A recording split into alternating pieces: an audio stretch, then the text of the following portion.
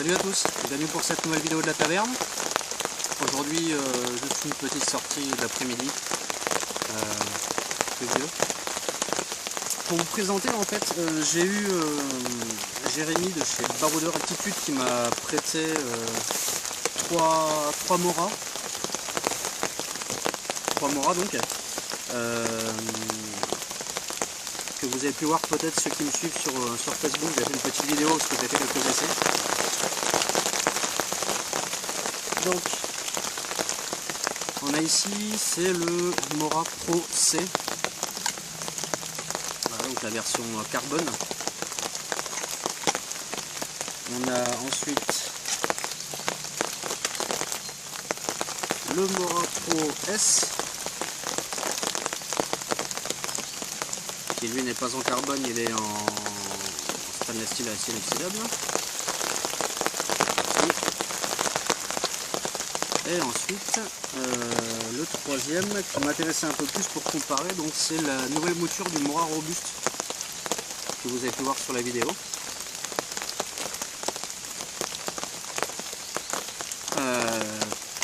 Alors, assez déçu avec mes derniers essais. Alors ça reste des Mora, c'est des très bons couteaux, très polyvalents. Peu onéreux, donc forcément faut pas non plus leur demander la lune, c'est pas ce que je demande à mes couteaux. Pour ça j'ai le SC6 qui est là, ou il y a le BK2 ou je ne sais quoi, et voilà, après c'est couteaux de camp. Les Mora, je m'en sers essentiellement pour faire les petites tâches, recouper du bois, faire des phaser sticks, bâtonner des allumettes, faire des grosses bûches, des choses de ce genre là, vraiment minimes. Alors, donc voici. Ça c'est le compagnon, il me semble, le robuste. Non, c'est le robuste, il me semble, la version carbone de ma femme. Donc première mouture. J'avais voulu la comparer version comparée à celui-ci en fait, au nouveau robuste, version pro. Alors on peut s'apercevoir que déjà, que ce soit les mêmes modèles ou non, ça reste du Mora. On peut s'apercevoir qu'en fait les manches ne sont plus les mêmes, parce que ici on a une garde. Et un talon beaucoup plus prononcé comparé aux anciens modèles. On perd par contre un petit peu la forme du manche qui est un peu plus droit ici. Et ce ne sont plus les mêmes matériaux qui sont utilisés, les mêmes produits, notamment sur ces 3 modèles pro. C'est un espèce de caoutchouc. Alors on est habitué au Mora à leur caoutchouc habituel, mais là c'est un caoutchouc un peu comment dire, antidérapant, vous voyez, un petit peu qui colle presque à la main en fait quand on bouge, donc c'est vachement sécurisant. Pour la partie grise aux alentours, et la partie centrale c'est un plastique très rigide, comme l'étui des Mora. Moi je trouve que les manches sont pas mal du tout pour toutes les personnes, plus peut-être pour les femmes, qui ont peut-être moins de poigne qu'un homme, auquel cas la manche pourrait glisser, ou les enfants. Enfin, du moins les débutants, les assez jeunes, qui permet en fait justement de, voilà, la garde sert à ça, à pas avoir les doigts qui glissent sur la lame quand on travaille avec. Je trouve ça assez intéressant. Alors ils ont mis une espèce de talonnette, enfin talon pardon, au niveau du manche qui dépasse assez. J'ai pas essayé parce que voilà, c'est pas, comme je vous dis, c'est pas non plus des couteaux de camp, donc j'ai pas envie de faire n'importe quoi, mais je pense que c'est certainement pour pouvoir bâtonner. Et je pense qu'il y aurait une pièce plastique à l'intérieur qui vient rencontrer la soie de la lame, ce qui permet en fait d'avoir une action directement sur le manche si on bâtonne par l'arrière. Et non plus une action en direct avec la lame, pardon, non plus sur le manche. C'est une pièce de communication, je pense. Je suis pas renseigné. Alors, ces couteaux, j'en suis un peu déçu. Alors, d'une part à cause de leur étui, alors c'est la version pro, ce que m'a expliqué Jérémy, c'est-à-dire qu'en fait ça permet d'avoir plusieurs modèles de Mora accrochés les uns aux autres. Par exemple, je sais pas, un boucher, des bêtises, qui souhaiterait avoir une lame plus grande ou plus épaisse ou plus fine, etc., peut avoir les 2, 3, 4 couteaux qu'il souhaite à portée de main, puisqu'en fait ce petit ergot qui n'était pas avant sur les anciens étuis de Mora, sert tout simplement, avec la partie clips à l'arrière, de venir choisir en fait, faire un panel de couteaux qu'on souhaite. Et voilà, on a les couteaux à portée de main au niveau de la taille. Voilà, n'en utilisant pas professionnellement, je n'y vois pas l'intérêt. Plus de la gêne qu'autre chose, parce qu'on s'accroche dessus. Tout à l'heure, une chose bête m'est arrivée, j'ai voulu enlever mon hamac qui était dans le sac. Les couteaux étaient autour pour les protéger, et en tirant sur le hamac, la corde, la ficelle du hamac qui s'est accrochée dans l'espèce d'ergot, et le couteau m'est arrivé en plein dans la tronche. Donc par chance, je me suis pris l'arrière, parce qu'en plus ça a sorti de l'étui en plus de ça. Ça aurait pu être la lame, ça aurait pu être beaucoup plus dramatique. C'est un incident, je veux dire, j'avais une chance sur 1 million peut-être, mais voilà, moi ce cas je n'aime pas. Comparé à la finition des trois, alors les trois sont identiques, je suis extrêmement déçu pour le coup de chez Mora, ils ne nous ont pas habitué à ça. Alors peut-être que ça vient de cette série, peut-être un coup de pas de bol. Par contre je trouve que la finition est vraiment un chier au niveau de la lame, quoi. Il n'y a pas d'autre mot. Je vais vous montrer ça plus près. Je vais vous montrer les trois, vous allez voir, hein, comme quoi c'est pas juste le Mora ou c'est pas juste un coup de pas de bol. Je pense que ça vient vraiment de la série. Hop, ça va se couper. Alors regardez bien. Vous avez donc les lames, hein, normal. Que voici. Et si on regarde, je sais pas si ça va bien marcher la caméra, si on regarde le dos des lames, j'aimerais bien que ça fonctionne. On va pas bien voir. Super. Bon, je vais pas pouvoir vous le montrer. Bonne macro, non, il veut pas. Ah, on voit un petit peu ici. Je sais pas si vous voyez en fait, mais tous les dos de lame, bah lui il les voit bien là d'ailleurs. Il n'y a pas il n'y a pas de finition en fait, il n'y a pas la partie chromée on va dire, c'est du brut, voilà, sur les trois.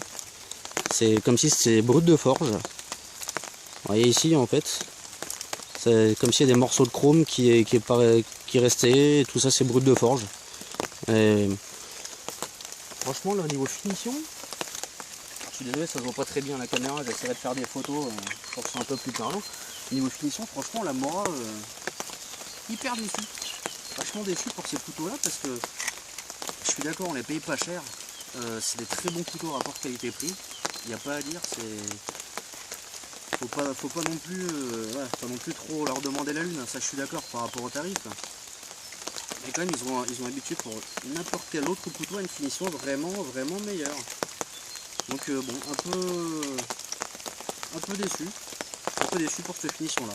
Mais bon, ça reste du Mora, on leur demande par rapport au tarif, voilà, on va pas non plus avoir un couteau d'artisan français quoi.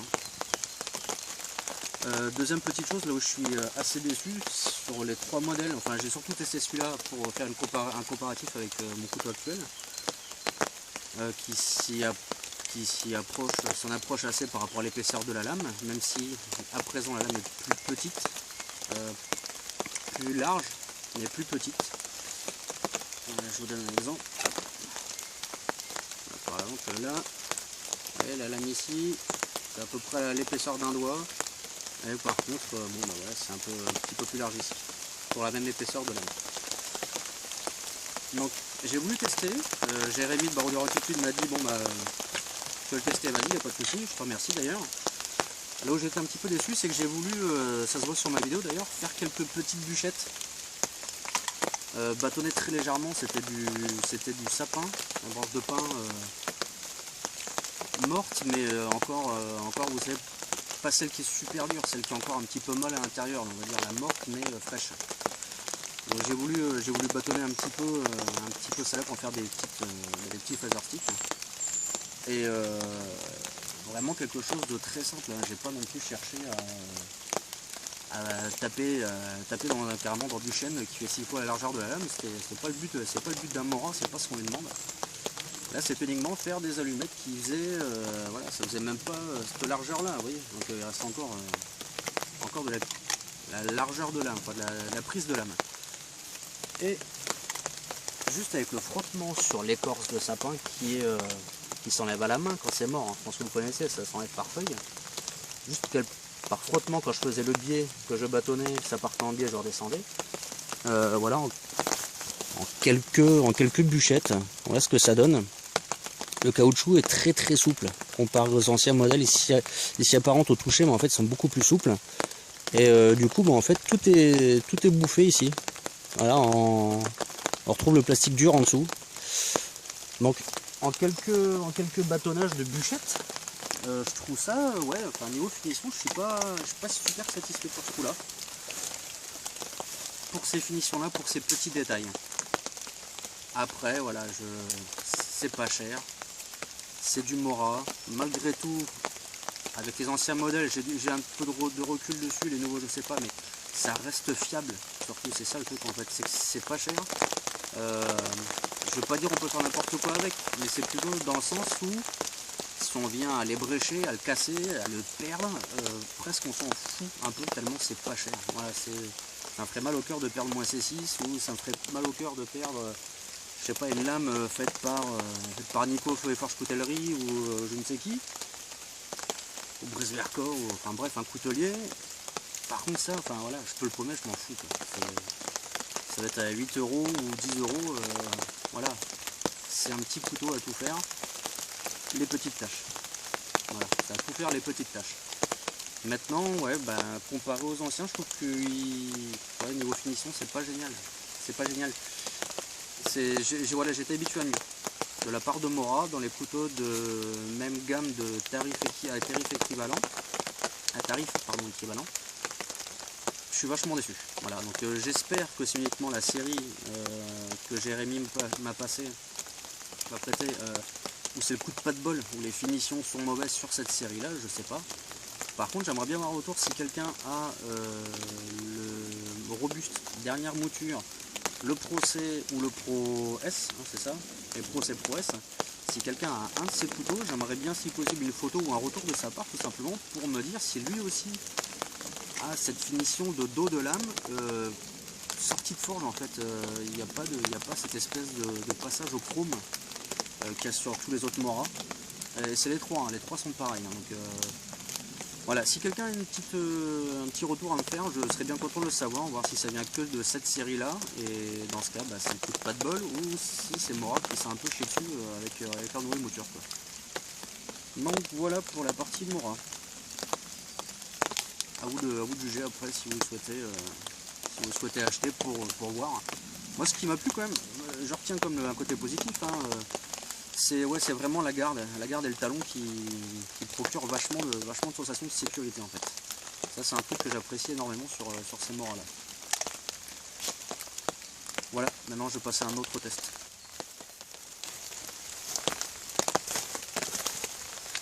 Alors second petit test, je souhaiterais faire un essai en fait entre deux scies, une scie qui est l'équivalent de la Baco version Leroy Merlin, j'ai plus la marque en tête,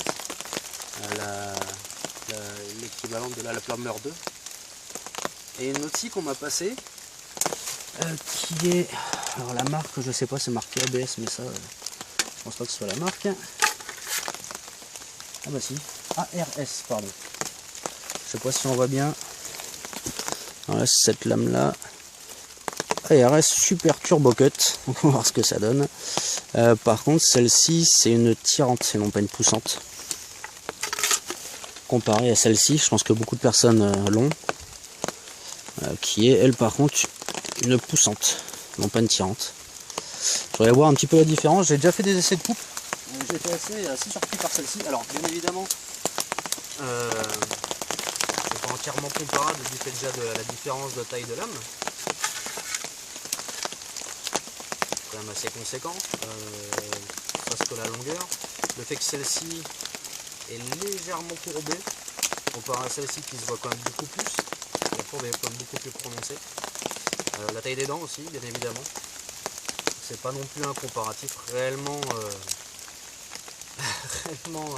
valable, mais voilà, c'est juste pour essayer un petit peu sur une pièce de bois, voir laquelle m'offre le plus d'aisance dans la coupe. On va commencer par celle-ci.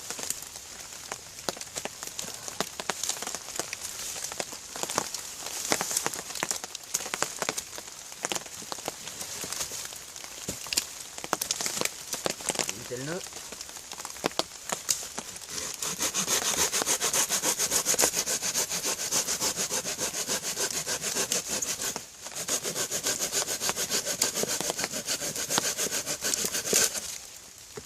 Voilà, sans trop d'effort.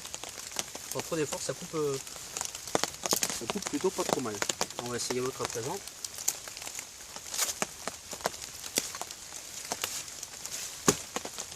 On va repartir sur cette section-là.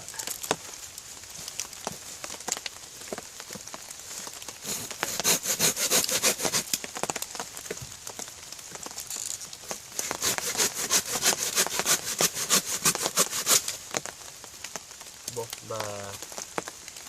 Je pense qu'il n'y a pas photo, hein. Celle-là